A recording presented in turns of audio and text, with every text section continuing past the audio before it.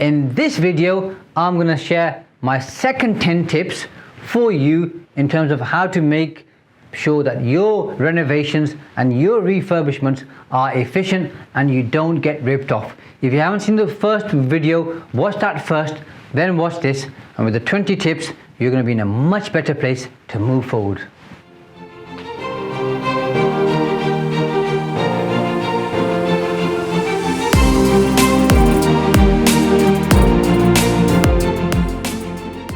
Number 11. So this is miracle cures that usually don't work. So sometimes you may see certain things being advertised, like use this particular paint and never have to paint your fence or your walls again. You might see something like use this particular type of liquid and it's going to seal the cracks for good and you'll never ever have a crack again.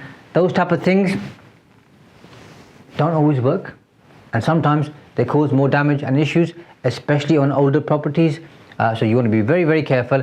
Don't go for those miracle cures, which are going to be the ultimate solution to fix all of your problems and your ailments.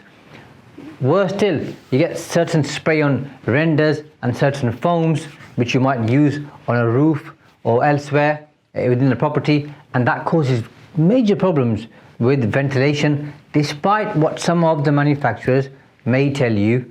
It's not good. So you got to go into it with your eyes open, and most of them offer pretty much zero insulation.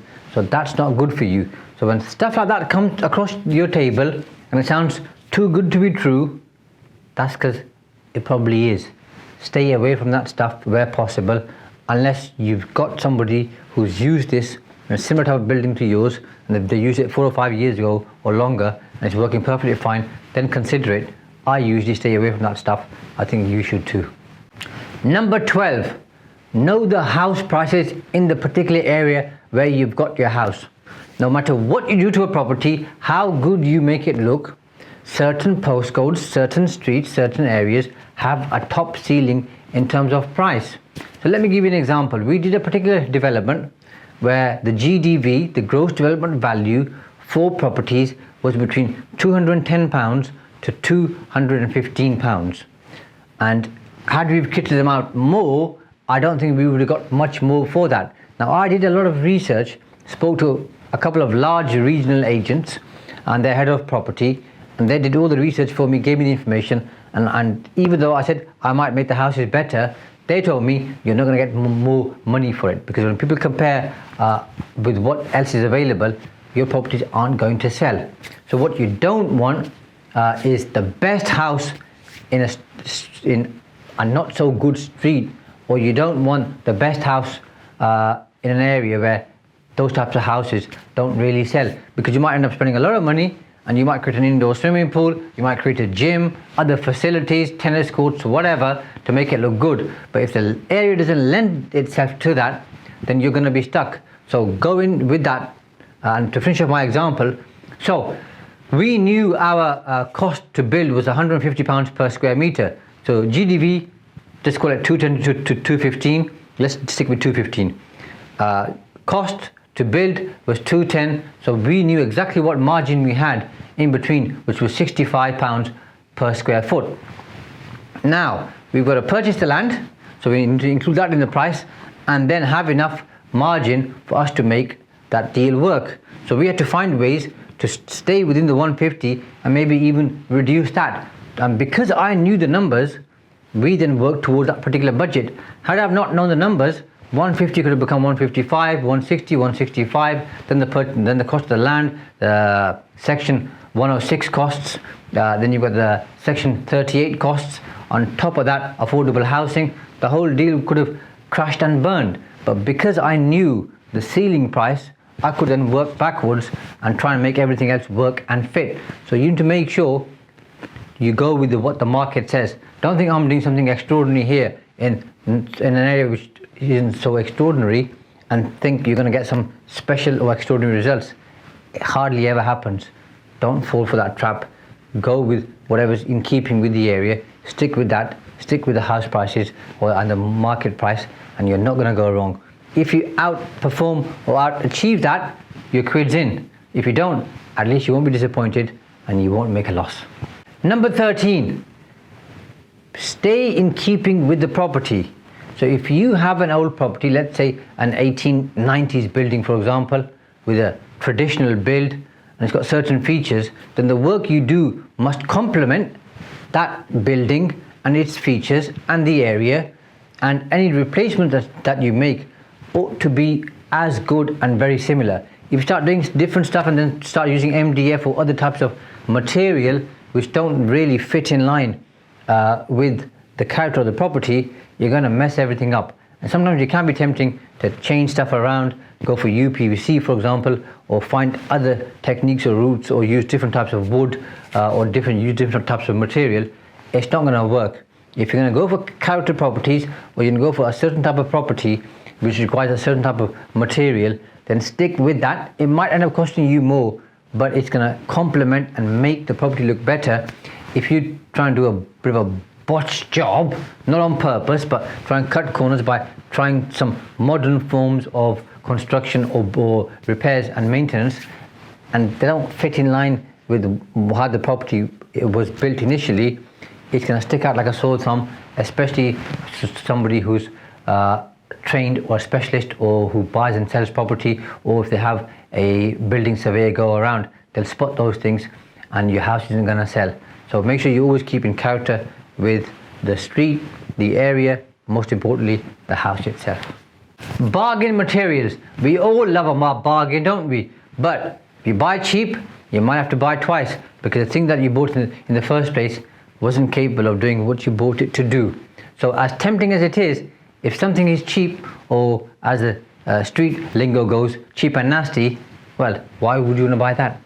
Because it's cheap for a particular reason, and that cheapness is going to detract from the quality and the value that you're trying to produce and create in your property or your properties. So you want the finished article to look good. If you use cheap stuff, it sticks out like a sore thumb, and it's obvious. We can all spot cheap from a mile away, just like we can spot quality from a mile away. So don't be tempted to buy cheap stuff. On top of that, then you've got building regulations, so there'll be certain conditions and requirements in terms of the timber frame or the wood or the brickwork, the concrete blocks, etc. So you need to use those conditions, otherwise you'll have a problem with building regs. Then you've got obviously thermal efficiency, energy targets, and you want to obviously make sure that you are as energy efficient as possible, and so you get a higher rating. So using cheap products isn't going to help you with that. If you're buying online and you haven't seen the products, it's difficult to tell the quality by seeing certain photos, and photos can be misleading. So stay away from online unless it's a reputable supplier who you've used, or you know the quality that they supply. Now, most importantly, sometimes it's tempting to go overseas.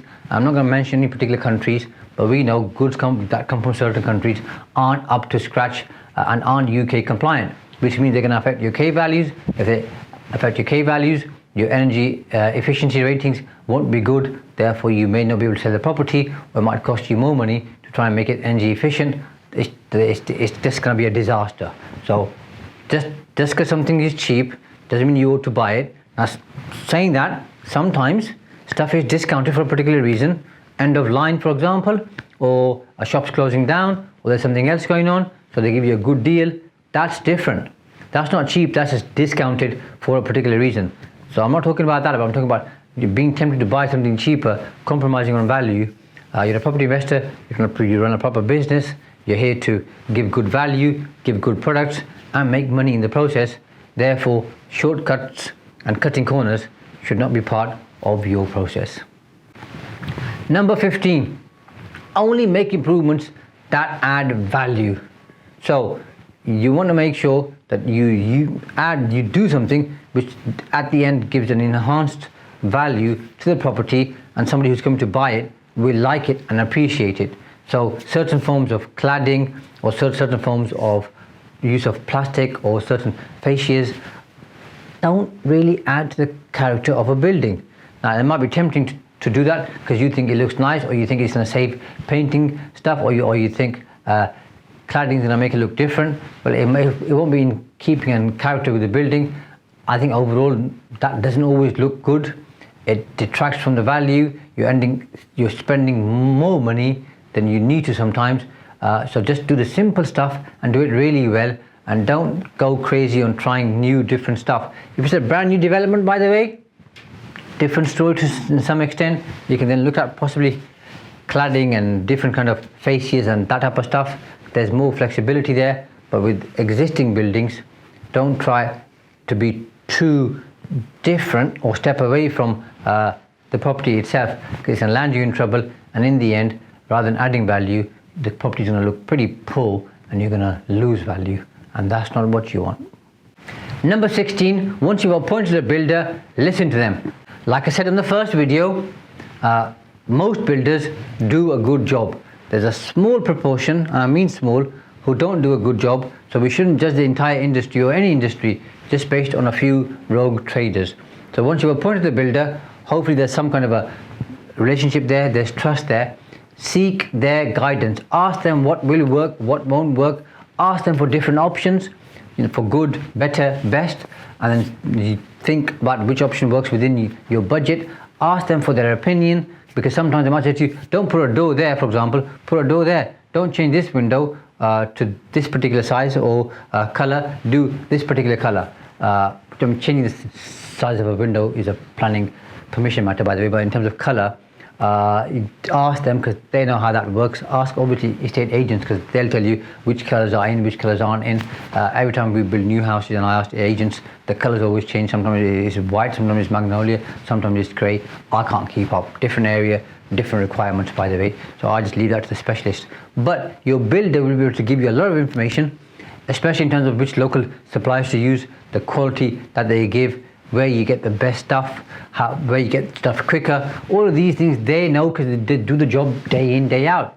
So lean on them, rely on them, and ask them to help and guide you. Now sometimes they might have an ulterior motive, because they might have a trade discount with a particular company that they may not wish to pass on to you, so they may try and lead you to that particular company and try and get some money from it. But I think most builders aren't like that. They're pretty good, they want to help you out, and if you're paying for the materials, they're not going to benefit anyway. So lean on them, use their expertise, so that you get the best deals every single time. Number 17, don't leave it to your builder to make all the decisions. So there's a lot of things that you need to do. Kitchen, bathroom, bedroom, doors, paint, flooring, tiling, carpet, windows, exteriors, interiors. There's a lot of decisions you need to make in terms of the property, and if you leave that all to the builder and don't pay attention, they might do what they think is best, they might do what they prefer. That doesn't get you to where you need to get to.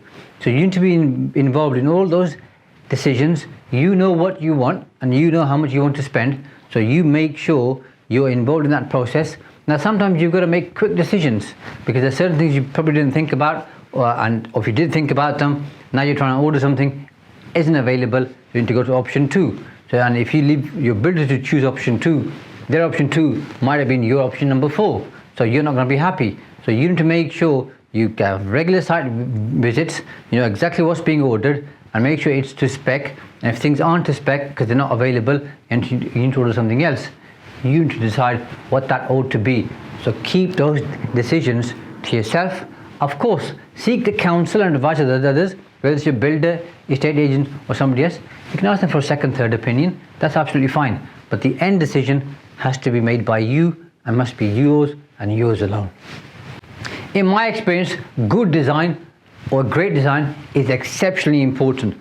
A property that is designed well will look good, it'll be transformational, it will be worth more, there'll be perceived and inherent value in it, and that design cost is worth every single penny any day of the week. Poor design is a waste of money, it doesn't work, isn't practical, and there are a number of reasons why it's not going to help you, and let me share those with you. The first one is ill-judged applications for planning purposes will cause a negative impact and could lead to refusal. You want to avoid that. Planners like good design. When they see that, they're more likely to support you. Poor design can squander potential, waste money, waste space, and make you lose your maximum value. So you want to make sure you stay away from poor design and stay with good design. And thirdly, overcomplicated design can lead to unnecessary time, unnecessary costs, and loss of profits. So make sure any design element that you have, you make sure, is this right, and is it appropriate, and is it necessary? If not, take it out.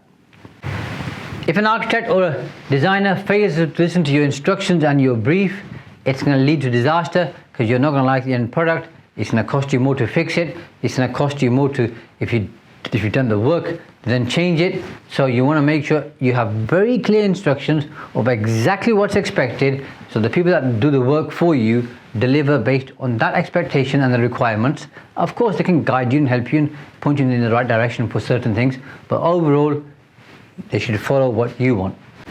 And finally, lack of detail or errors can cause complications. When things are on site, things will go wrong. It's going to cost you more money. There's going to be delays. Inevitably, your contractor, your builder is going to charge variations, and those are going to go through the roof, because like I said to you, certain builders do make a hefty margin through variations. Your job is to keep variations to a minimum, and possibly and hopefully zero. Energy saving measures matter.